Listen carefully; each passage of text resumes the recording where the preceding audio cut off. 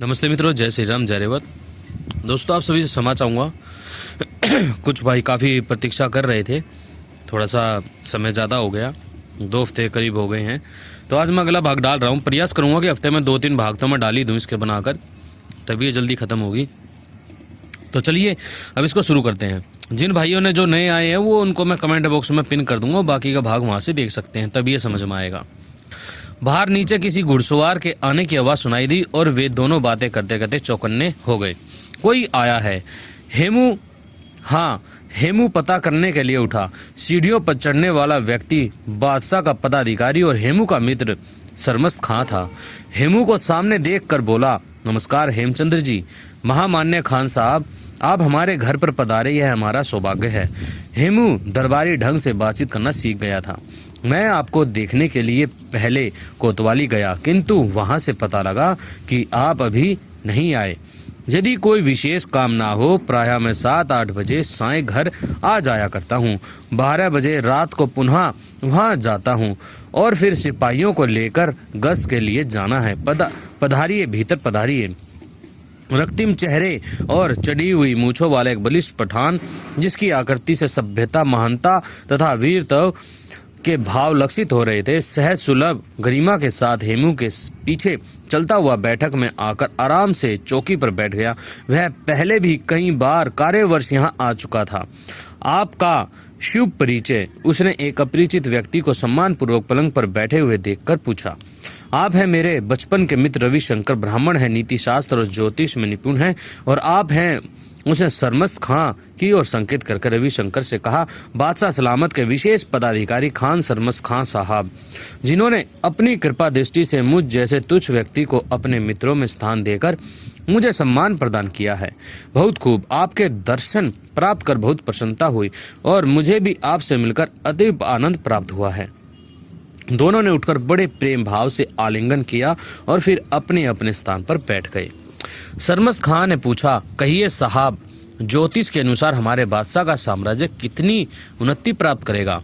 सामान्यतः आपके बादशाह और राज्यकारी पदाधिकारियों को उन्नति के शिखर पर पहुंचने के लिए अभी मार्ग की कई दुर्घटनाओं का सामना करना पड़ेगा। अपने बेगाने हो जाएंगे। आप लोगों को अपने सुयोग्य कोतवाल की सहायता करनी चाहिए ताकि वे विद्रोहियों और उपद्रवियों का पता लगाकर मार के इन कांटों को साफ कर डालें। किंतु हमारे कोतवाल साहब हमारी सहायता के बिना ही सब कुछ कर रहे हैं। यह अपने कार्य में इतने कुशल और दक्ष हैं कि इन्हें किसी सहायता की आवश्यकता ही नहीं है। हेमू ने इस विचार से कि स्पष्टवादी रविशंकर कोई कटु बात न कह डाले, बातचीत के पहलू को बदलते हुए कहा, कहिए, इस समय पधारने का कोई विशेष कारण तो नहीं? ऐसा विशेष कारण तो कोई नहीं। यूं ही बादशाह सलामत के पास बैठे थे। उनकी उदारता, दया भाव, प्रजा पालन तथा न्याय की चर्चा हो रही थी। तभी बादशाह सलामत ने पूछा, हमने जहां तक संभव हुआ सभी पदाधिकारियों को प्रसन्न करने का प्रयत्न किया है। क्या अब भी साम्राज्य में कोई ऐसा पदाधिकारी है जो अप्रसन्न है? इस पर मैंने कह दिया कि हमारे कोतवाल हेमचंद्र के हृदय में अब अप्रसन्नता हो तो हो। मेरे राम, भला खान, तुमने यह बेसिर पैर की बात कैसे कह डाली? सरमस्त खां अपनी धुन में कहता गया। इस पर बादशाह सलामत बोले, यह तुम सच कहते हो। हमने उसे कोई पुरस्कार नहीं दिया। उसे बुलवाओ तो उसके दिल की बात तो सुने। इस पर मैं तुम्हें बुलाने चला आया। अच्छे मित्र हो खान तुम, विकट परीक्षा में मुझे डाल दिया है। क्या अभी चलूं? हाँ, अभी चलो।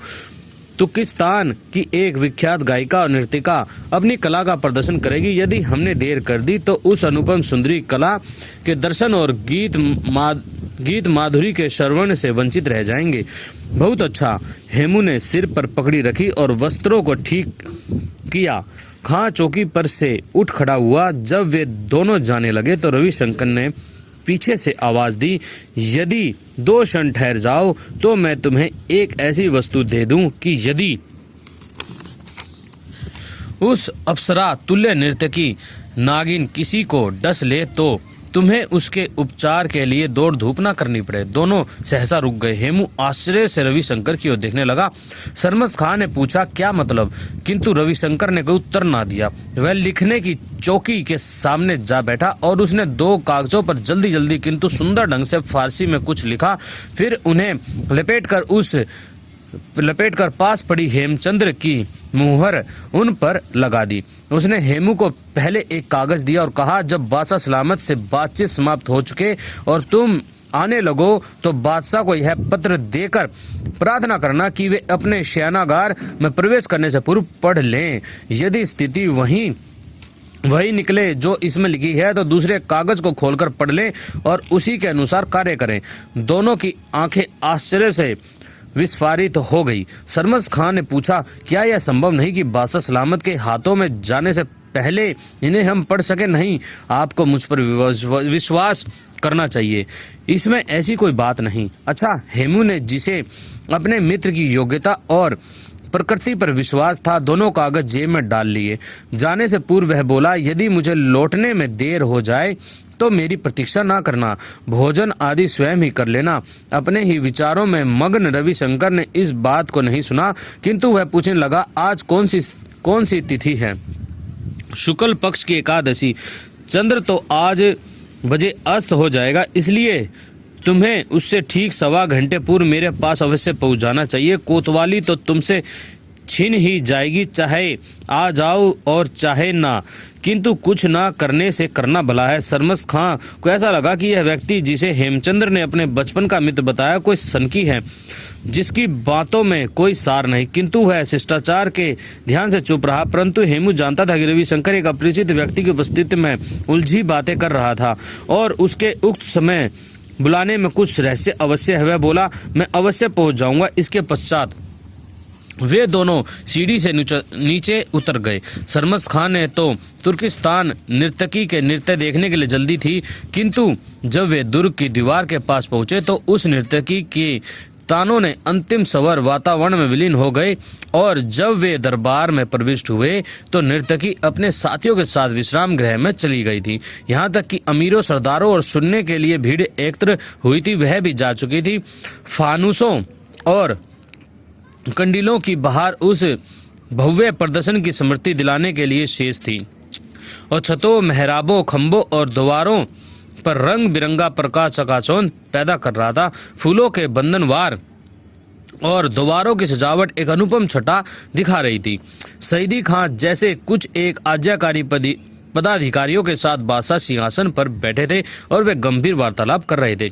बादशाह के सम्मुख उपस्थित होकर दोनों ने कॉर्निश की। अभिवादन का उत्तर देते हुए बादशाह ने हेमचंद्र से पूछा, कहो, हमने सुना है कि हमारे कोतवाल हेमचंद्र के हृदय में हमारे प्रति कोई अप्रसन्नता का भाव है। हेमचंद्र को यद्यपि पहले से ज्ञान था कि उसे क्यों बुलाया गया है और बादशाह उससे क्या बात पूछेगा, किंतु फिर भी वह इस प्रश्न से जो परिहास के रूप में अथवा गंभीर बात के रूप में एक आरोप हो, घबरा सा गया। एक क्षण तक उसके मुंह से कोई उत्तर ना निकल सका। आखिर अपने को संभालता हुआ वह बोला, मेरे शरीर और प्राण हुजूर के चरणों की धूली पर न्योछावर हों। यह दास तो सपन में भी ऐसे कलुषित और हीन भाव को हृदय में स्थान नहीं दे सकता।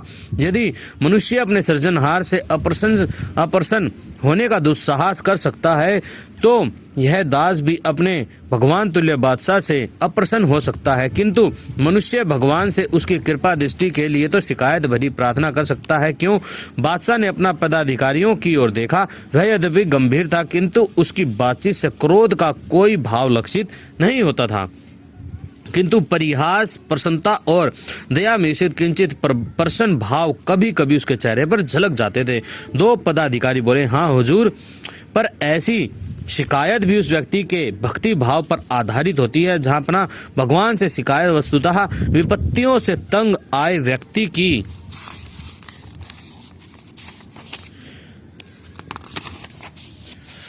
प्रार्थना का ही एक रूप है। इस समय बादशाह की इच्छा इस प्रकार के वाद विवाद और हास प्रयास में पड़ने की ना थी। वह बोला, हेमचंद्र, हमसे तुम्हें जो भी शिकायत हो कहो, हम तुम्हें इस बात की अनुमति देते हैं, किंतु प्रजापालक दास के हृदय में तो ऐसी कोई भी शिकायत नहीं है।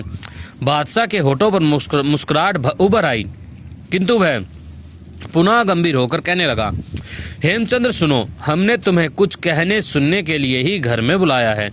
यदि कोई शिकायत नहीं सुनाते तो उससे मिलती जुलती कोई और बात सुना दो। परिचित लोगों के बारे में, चाहे वे शत्रु हो या मित्र, बादशाह हो या भिखारी, हर व्यक्ति के हृदय में कुछ ना कुछ बातें, कुछ ना कुछ प्रभाव अवश्य होते हैं जिनका वर्णन कर सकता है। हेमचंद्र की समझ में न आया कि अब वह क्या करे। सरमस्त खां की बातों पर विचार करते हुए वह रास्ते में ही सोचता आया था कि यदि बादशाह ने ऐसा प्रश्न किया तो वह क्या उत्तर देगा, किंतु कोई उत्तर उसे तब भी ना सूझा था। इस समय वह एक रहस्यमयी घबराहट का अनुभव कर रहा था। वह क्या उत्तर देता और किस बात का वर्णन करता? शीघ्रता से उसने हृदय में दबी पुरातन स्मृतियों कुरेदा कोतवाली में नियुक्त होने के बाद उसने अपने कुछ विश्वस्त सहकारियों की सहायता से इस रहस्य का पता लगा लिया था कि पदाधिकारियों का एक दल बादशाह के विरुद्ध विद्रोह करने के लिए षड्यंत्र रच रहा है और वह गुट किसी भी समय विद्रोह कर सकता है। तब उसने सोचा था कि कभी अवसर मिलने पर यह सारा वृत्तांत बादशाह को सुनाऊंगा। आज रात उसके मित्र रविशंकर ने भविष्यवाणी की थी कि आगामी वर्षों में दुर्भिक्ष की आशंका है, अतः सेना तथा अन्य लोगों के लिए खास सामग्री संचित कर लेनी चाहिए। इसके अतिरिक्त उसे कोई बात ना सूझी, किंतु दरबार का वातावरण संगीत एवं नृत्य की मधुर लहरी से आनंद में हो रहा था। उपस्थित पठान सामंतों एवं बादशाह की आंखों से एक प्रकार का नशा झलक रहा था। अतः ऐसे अवसर पर इस प्रकार आशंका और चिंता पैदा करने वाली बातें कहना उसे ठीक न लगा। वह बड़े यत्न से सोचता गया। उसके उत्तर में अवांछनीय देरी हो गई और यह देरी ऐसी मूर्खता का रूप धारण करने लगी जिसे दरबारी अनुशासन में उद्दंडता का नाम दिया जा सकता था। यह ऐसे बादशाहों के दरबारी अनुशासन का उल्लंघन था जो गाली खाकर तो जागीर प्रदान कर दें और वरदान पाकर क्रुद्ध हो जाएं और सूली पर लटकवा दें। ना जाने क्यों उसके मस्तिष्क में रविशंकर के थोड़ी देर पहले कहे शब्द गूंज उठे। आकाश के तारे ही कुछ करेंगे, देवेच्छा ही कुछ कहेगी। उसे अकस्मात अनुभव हुआ, उन्नति या अवंती परिणाम चाहे कुछ भी हो, संभवतः सब परिस्थितियां भाग्य ही उत्पन्न कर रहा था। और इसी विचार से उसने बिना सोचे प्रार्थना की। झांपना, अपने मन की बात कहने से पूर्व मैं 2 चीजें हजूर से मांगता हूँ। पहली तो यह है कि क्योंकि मैं एक छोटे दर्जे का साधारण सा सामंत हूँ और हजूर के साथ बात करने का उचित ढंग भी मुझे नहीं आता, इसलिए यदि मेरी बात का भोंडापन प्रजापालक को अरुचि कर लगे तो उसके लिए मुझे क्षमा कर दिया जाए। दूसरी, मेरी बात को एकांत में सुना जाए। पदाधिकारियों की आंखें जो रंग रंग के उल्लास से परिपूर्ण थी, आश्चर्य के भाव से चमक उठी। वह क्या कहेगा, वह क्या कह सकता है, वे मन ही मन सोचने लगे। हेमू को स्वयं अनुभव हुआ कि वह क्या कह गया जो हो। एक क्षण मौन छाया रहा। अंत में बादशाह ने कहा, अच्छा अब तो जिस तरह तुम सुनाओ और जो सुनाओ सुनना ही चाहिए आप लोगों को। उसने पदाधिकारियों की ओर संकेत किया और वे बादशाह का अभिप्राय समझकर तुरंत उठकर चले गए। तभी सरमस्त खां को हेमू ने कहा, खान साहब आप यहीं ठहरे। क्यों? बादशाह ने पूछा। ये क्यों ठहरे? इसलिए हुजूर, हेमू ने निवेदन किया। इन्होंने ही तो आपसे प्रार्थना की थी कि हेमू के हृदय में आपके प्रति अप्रसन्नता का कोई भाव है। अब अप्रसन्नता या शिकायत जो कुछ भी मैं कहने लगा हूँ उसे सुनकर ये देख लेंगे कि इनका अनुभव सही था अथवा कुछ और।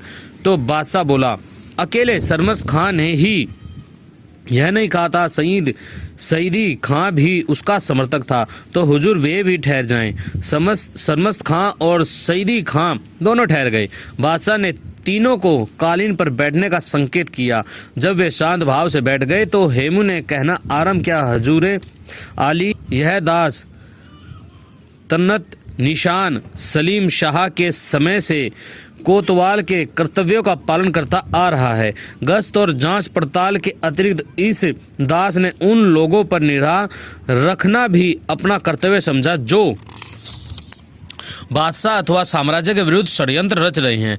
साथ ही जनसाधारण की रुचि अरुचि तथा भावनाओं के अतिरिक्त बारी वातावरण के उतार चढ़ाव और संदिग्ध आचरण वाले व्यक्तियों के कामों का भी ध्यान रखता रहा है।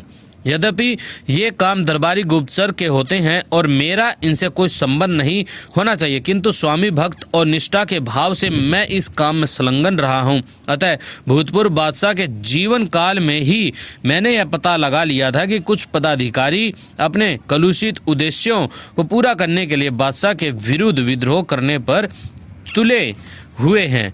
कुछ कारणों से वे अपने निकष प्रयत्नों में सफल नहीं हो सके।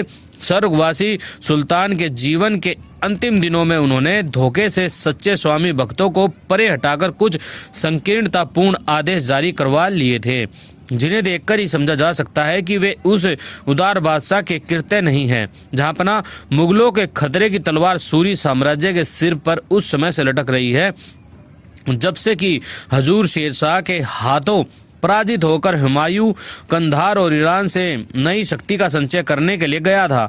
उस खतरे को सदा के लिए टालने का सुअवसर उनके जीवन में उस समय आया था जबकि कामरान ने अपने भाई हुमायूं से विद्रोह करके सूरी दरबार की शरण ली थी।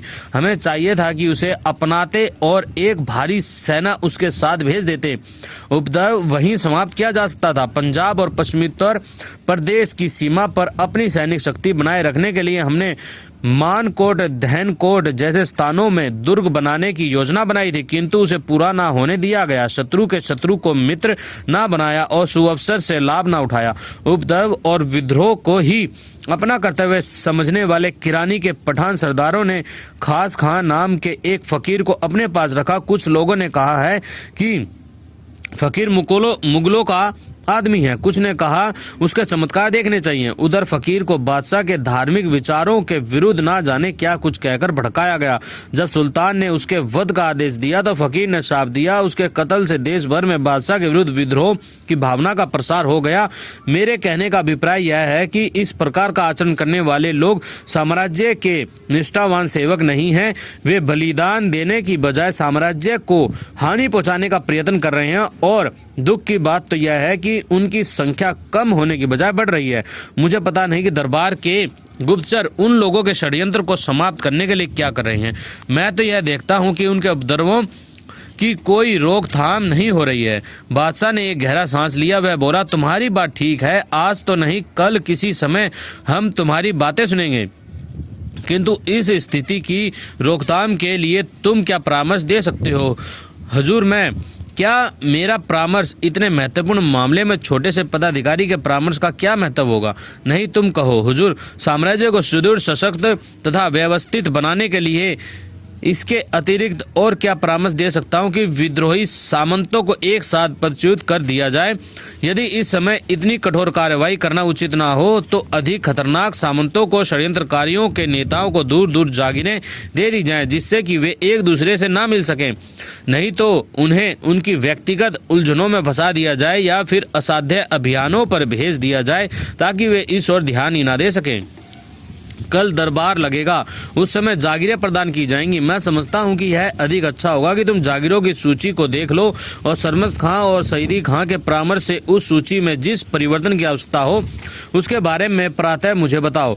बहुत अच्छा जापना, दिल का गुबार निकल गया और कुछ और कहना शेष है। जापना, मैं एक और प्रार्थना करना चाहता हूँ, वह भी करो। तुम्हारी प्रार्थनाएं मूल्यवान है। हम कुछ दिन विचार करके देखेंगे कि इनका कितना मूल्य चुकाना होगा। हाँ तो कहो।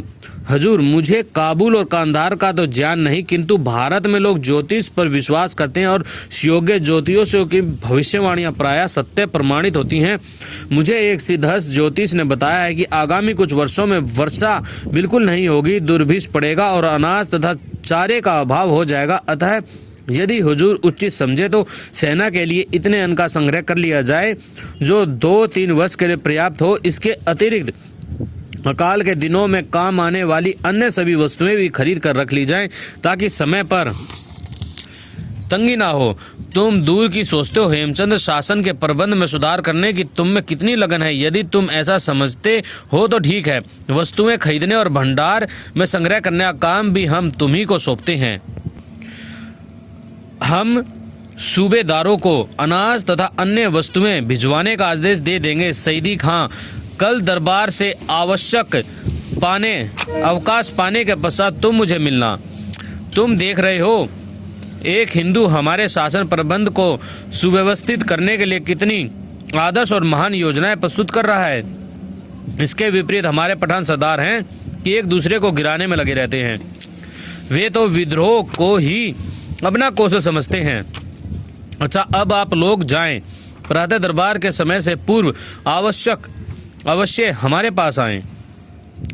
तीनों उठ खड़े हुए। हेमचंद्र बोला, हजूर ने दास की प्रार्थनाओं को मूल्यवान समझा और निकट भविष्य में इसका मूल्य चुकाने का वचन दिया है, इसलिए यह दास हुजूर का अत्यंत आभारी है और इसका कुछ अंश यदि पेशगी मिल जाए तो बहुत कृपा हो। क्या दास को हजूर के हस्ताक्षर और मुहर सहित एक आदेश पत्र मिल जाए जिसको दिखाकर मैं जब चाहूं आपके हुजूर में आ सकूं। इससे ऐसे समस्त मामलों की सूचना ठीक समय पर हजूर को पहुंचाई जा सकेगी जिन पर तुरंत कार्रवाई करने की आवश्यकता होगी। सईदी खां, एक ऐसा आज्ञा पत्र लिखकर उस पर हमारे हस्ताक्षर करवा के और मुहर लगवा के हेमचंद्र को दे दो। अच्छा, अब हम आराम के लिए जाते हैं। आराम, इसके सुनते ही हेमू के मस्तिष्क में उन मुहरबंद कागजों की याद आ गई जो उसके मित्र रविशंकर ने उन्हें दिए थे। चलता चलता रुक कर वह सोचने लगा कि वह उन्हें बादशाह सलामत को दे या ना दे। आखिर जी कड़ा करके वह बोला, झांपना एक निवेदन और है। चलता चलता बादशाह रुक गया, किंतु उसके चेहरे पर अप्रसन्नता के बजाय मुस्कुराहट थी। वह बोला, या तो तुम एक शब्द तक नहीं बोलते थे, अब कहने लगे हो तो खैर बताओ। हेमू ने कांपते हुए हाथों से वे कागज जेब से निकाले और उन्हें भली भांति देखा। फिर उनमें से एक बादशाह को देते हुए वह बोला, हजूर जिस समय विश्राम गृह में प्रवेश करने लगे तो दरवाजे से बाहर खड़े होकर इसे पढ़ें। यदि स्थिति इसमें लिखी बातों के अनुसार हो तो दूसरा कागज देते हुए कहा, में लिखी बातों के अनुसार कार्य करें। आश्चर्य है, बादशाह के मुंह से निकला। फिर भी उसने दोनों कागज ले लिए और चला गया। दोनों सामंतों के साथ साथ हेमचंद्र ने भी प्रस्थान किया। शाही किले में 2 दिन से उत्सव मनाया जा रहा था। हर और हर्षोल्लास, साज सज्जा और आनंदोत्सव का स्रोत प्रभावित था। कर्तव्य, उत्तरदायित्व आदि का तो किसी को ध्यान भी ना रहा। हर कोई यही अनुभव कर रहा था मानो वह पृथ्वी की विपत्तियों से छुटकारा पाकर स्वर्ग में जा पहुंचा और वहां से उसे पुनः संघर्ष में संसार में लौट जाना हो। इसी प्रकार की कल्पनाओं से बादशाह स्वयं कहीं अधिक पराभूत था। कॉर्निश करने वालों और प्रशंसकों के समुद्र में उसका मस्तिष्क और हृदय इस प्रकार तल्लीन हो गए थे कि थोड़ी देर के लिए भी उसे बाहर के जगत का ध्यान नहीं आता था। विद्रोही पदाधिकारियों के षड्यंत्र, उपद्रवी पठानों की गतिविधि और मुगलों के आक्रमण का खतरा, ये सब बातें मानो आंखों से ओझल हो गई थी। हेमू की बातों से उससे वास्तविक जीवन की कठोरता का कुछ आभास मिला, किंतु उसके जाते ही जैसे कोई व्यक्ति तंद्रील अवस्था में अंगड़ाई लेकर पुनः खो जाता है, वह भी सौंदर्य और संगीत के मधुर सपनों में खो गया।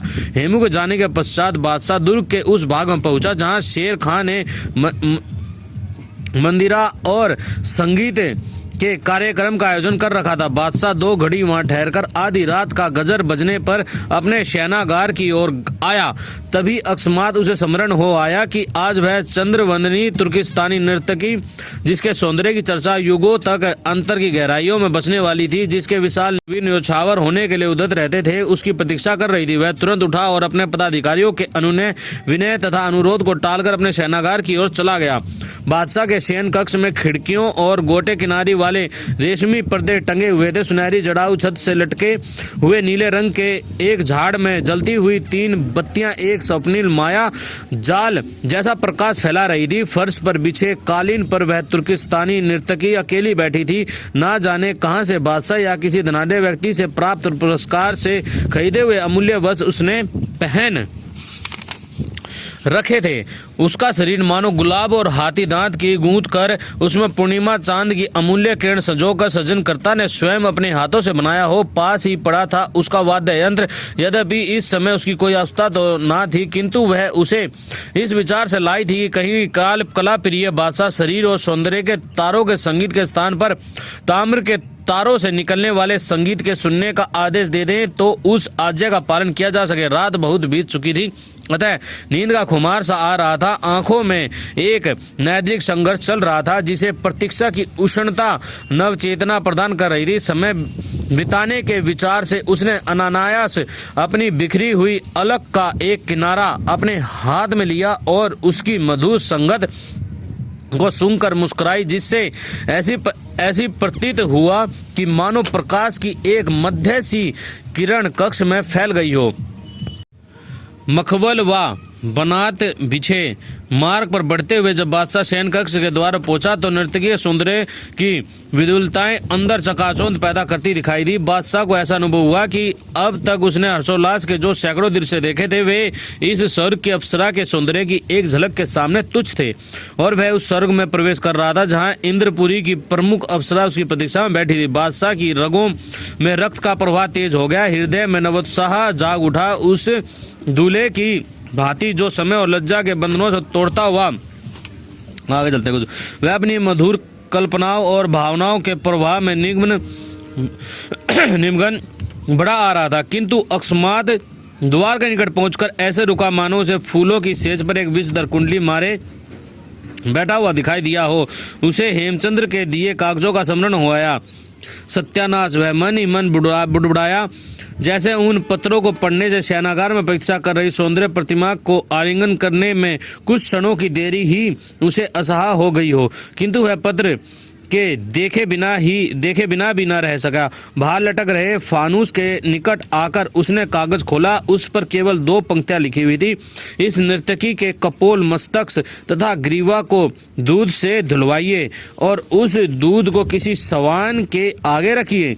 बादशाह के कदमों की आहट पाकर तुर्किस्तानी नर्तकी अपने स्थान से उठी और सम्मान पूर्वक निराले हाव भाव के साथ उसने कॉर्निश करने का ढंग ऐसा था जो दिल को झंझोड़ दे, किंतु बादशाह कॉर्निश के आकर्षण और माधुर्य को ना देख सका, क्योंकि पत्र में लिखित पंक्तियों ने संदेह और खतरे के भाव उसके हृदय में उत्पन्न कर दिए थे। या अल्लाह, उसने एक आह भरी, किंतु शीघ्र ही उसके दृढ़ निश्चय ने उसकी घबराहट पर काबू पा लिया। कोई है, उसने आवाज दी।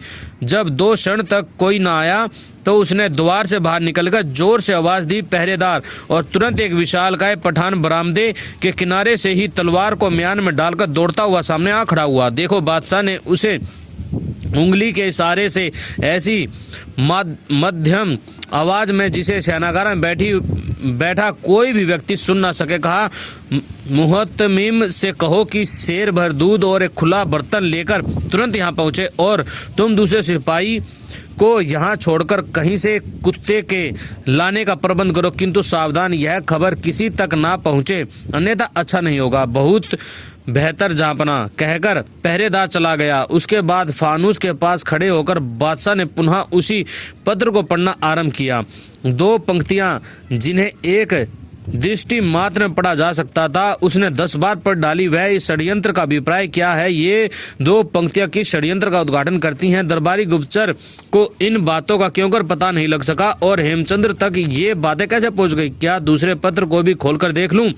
पर नहीं, उसके बारे में तो उसने कहा था कि इसकी सत्यता देखने के पश्चात ही उसे खोला जाए। इसी प्रकार चिंता में डूबा हुआ बादशाह शयनागार में प्रविष्ट हुआ। नर्तकी अनुपम सौंदर्य की वह प्रतिमा पूर्ववत बैठी थी। यद्यपि बादशाह के रोबीले तथा तेजस्वी चेहरे की ओर दृष्टि उठाकर देखने का साहस उसे नहीं हुआ, और वैसे भी इस प्रकार की चेष्टा को शाही अनुशासन के अनुसार उद्दंडता समझा जाता, किंतु तब भी 1-2 बार कनखियों से उसकी ओर देखकर उसने बादशाह के माथे पर चिंता की 2 सिलवटें पड़ी देख ही ली। उसके माथे की वे सिलवटें सौंदर्य के प्रति आकर्षण और लालसा की अपेक्षा किसी अन्य ही भाव से लक्षित कर रही थी। निसंदेह बादशाह शासन संबंधी चिंताओं को विस्तृत कर आराम करने के लिए ही तो आया था।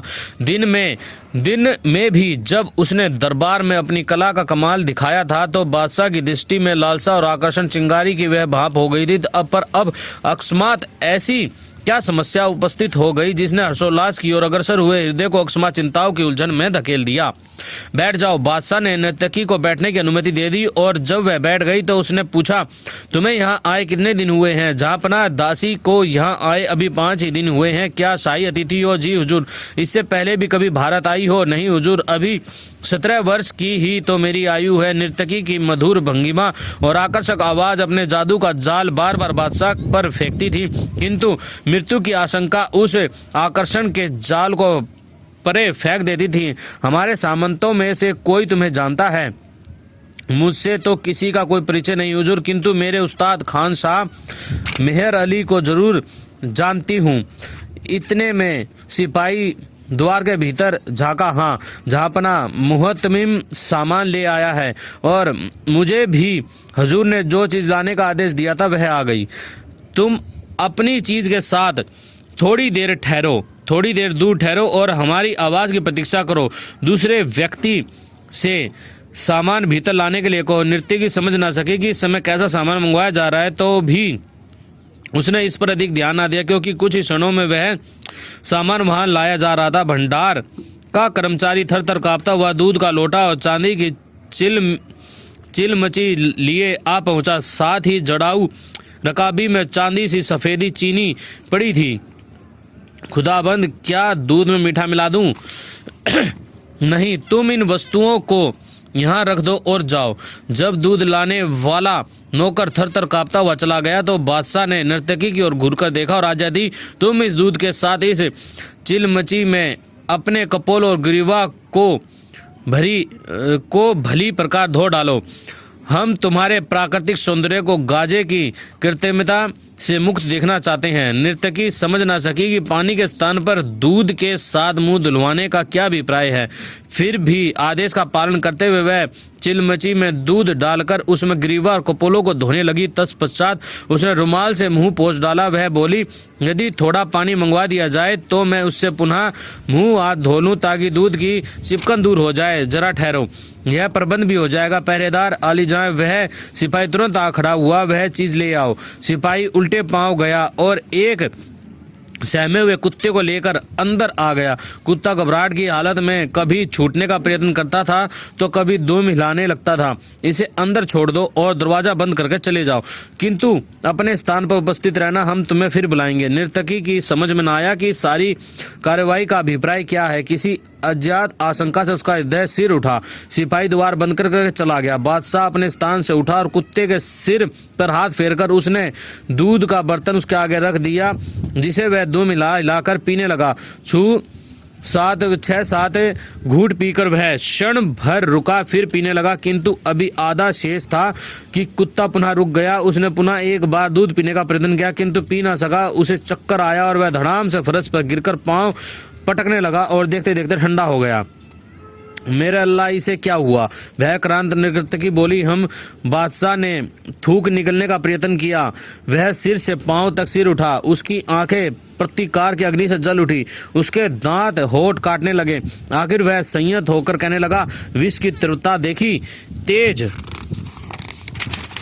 तलवार से भी इतनी शीघ्र मृत्यु नहीं हो सकती। नर्तकी को सूचना समूचा कमरा घूमता हुआ लगा। उसे लगा कि बादशाह का कद लंबा होकर किसी भयानक दैत्य के समान हो गया है और वह कमरे की छत व आकाश से जा लगा है।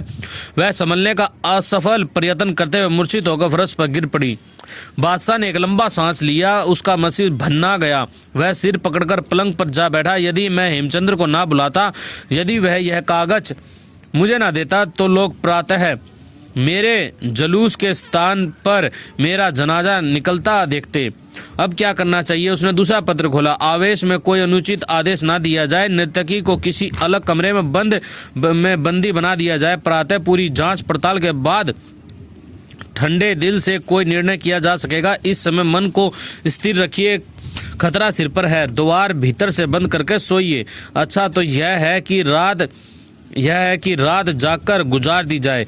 बादशाह को अपनी छाया से भी भय लगने लगा। उसे लगा कि हर कोने में तलवार लिए शत्रु खड़ा है। घबराहट और आतंक से उसकी स्थिति निश्चेष सी हो गई। उसने 2-3 बार अपने को झंझोड़ा, फिर खूंटी से लटकती तलवार और ढाल उतार ली, जैसे शत्रु उसे घेरने के लिए आ रहे हों और वह उनका मुकाबला करने लगा हो। नर्तकी की पलकें धीरे धीरे हिल रही थी, वह होश में आ रही थी। बादशाह ने द्वार पर खड़े होकर आवाज दी, पहरेदार। उसकी आवाज जोरदार थी पर उसमें कंपन था। वह पहरेदार सिपाही दौड़कर आया। तुम यहाँ कितने सिपाही हो? आली जहां 16 सिपाही और एक जमादार। जमादार को बुलाओ। सिपाही ने जमादार को आवाज दी। वह भी इस अप्रत्याशित बात को देखकर कि एक सिपाही को बार बार बुलाया जा रहा है, घबराहट के साथ दौड़ता हुआ आया और कोर्निश करके खड़ा हो गया। बादशाह उसे आदेश देता हुआ बोला, देखो, अपने सिपाहियों में से 4 विश्व सिपाहियों को छांटो और उन्हें कहो कि वे इस मूर्छित नर्तकी को ले जाएं और उस कोने वाले कमरे में बंद कर दें। उन 4 का पहरा वहां ही रहेगा। हमारी अनुमति के बिना कोई भी व्यक्ति इससे मिलने ना पाए। इस कुत्ते की लाश को कहीं फिकवा दो, यह दूध यहीं पड़ा रहे। आज रात तुम और तुम्हारे सिपाही अत्यधिक सावधान होकर मेरे शयनागार पर पहरा दें। यदि किसी ने अपने कर्तव्य की उपेक्षा की तो वह अपने आप को प्रातः जीवित ना समझे। इसके साथ ही याद रखो, यदि यह बात किसी तरह बाहर फैल गई तो तुम सबको बाल बच्चों सहित मौत के घाट उतार दिया जाएगा। जमादार और सिपाही इस कठोर आदेश को सुनकर कांप उठे। पसीने की बूंदें उनके माथों पर उभर आईं। वे बोले, आली जहां की आज्ञा का पालन अक्षरशः होगा। हजूर, पहरा देने में कोई त्रुटि नहीं होगी। यह दास स्वयं सिपाहियों के साथ रात भर खड़ा होकर नंगी तलवार से शयनागार की रक्षा करेगा। बस इसे ले जाओ। कुत्ते को सिपाही ने और कोमलांगी नर्तकी को जमादार ने उठा लिया और वे उन्हें बाहर ले गए। बादशाह ने दरवाजा बंद करके अंदर से साकर लगा ली। इतना करने में ही उसका सांस इस प्रकार फूल गया जैसे उसने घोर परिश्रम किया हो। जबकि दोस्तों, एक राजा को ना अपनी इंद्रियों का स्वामी होना चाहिए। दुनिया की कोई भी चीज उसको भयभीत नहीं कर सकती, मृत्यु भी भयभीत नहीं कर सकती। ठीक है ना? तो ये सभी आशिक मिजाज थे, इसी मारे मौत के घाट उतर जाया करते थे। कोई भी लोग ही मार दिया करती ने। प्रकृति से तो वह वीर और निर्भीक व्यक्ति था, किंतु अदृश्य खतरे की आशंका से उसकी वीरता और निर्भीकता द्रवित होती प्रतीत होती थी। वह ढाल और नंगी तलवार को हाथ में लिए इस प्रकार पलंग पर आ बैठा जैसे बंद द्वारों और दीवारों को भेद कर कोई उस पर आक्रमण कर रहा हो। उस निस्तब्ध एकांत में वह सोचने लगा कि उसे यह तो याद था कि शासन के कुछ अधिकारी विद्रोही हैं, किंतु इस बात का तो उसे सपन में भी कल्पना न की थी कि किसी दिन उनके षड्यंत्र इतने भयानक रूप धारण कर लेंगे कि उसे मृत्यु तक की आशंका होने लगी। उसका विचार था कि जागीरों और पदों में साधारण परिवर्तन से जब चाहूंगा विद्रोह की अग्नि को शांत कर दूंगा, किंतु उसकी असावधानी का यह परिणाम निकला कि आज यदि एक असाधारण हिंदू पदाधिकारी अपने उत्तरदायित्व से कहीं अधिक कर्तव्य निभाने की भावना से प्रेरित होकर उसे सावधान न करता तो प्रातः तक तो क्या उससे बहुत पहले ही सब कुछ समाप्त हो गया होता। संसार के इतिहास की वे घटनाएं उसे स्मरण हो आई जिसमें राज सिंहासन के लिए सम्राटों की हत्याएं कर दी गई थी। उसे ऐसे अनेक कांड याद आ गए जिसमें सामंतों और संबंधियों ने असावधान बादशाह या तो अकस्मात वध कर दिया या सिंहासन को अचानक हथिया लिया और बादशाहों को जान बचाने के लिए देश विदेश भागना पड़ा। उसका सिर बुरी तरह चकराने लगा था। वह कोहनी के सारे बिस्तर पर लेट गया और उससे सिरहाने पड़े पुष्प तनिक कुचले गए, किंतु इन बातों के प्रति वह सचेत नहीं था। उसने तो रात्रि के अंतिम पहर की सख्त सर्दी से बचने के लिए भी शाल तक ना ओढ़ी। इतना खतरा गर्मी अपने आप होगी। खतरे की आशंका ने उसके शरीर को प्रस्तर प्रतिमा की तरह जड़ बना दिया था। भाई यहीं तक ही पर्याप्त था, काफी लंबी वीडियो हो गई है। अगली वीडियो में देखेंगे आगे भाग। ठीक है ना? तो सबसे पहली बात तो यह भाई, साधारण जीवन सबसे उच्च कोटि का जीवन होता है। ठीक है ना? साधारण और सादा जीवन जियो और बड़े ही आनंद में अपना जीवन जियो। ठीक है? तो ठीक है जी, नमस्ते, जय श्री राम, जय रेवत। फिर मिलते हैं किसी नई वीडियो के साथ में।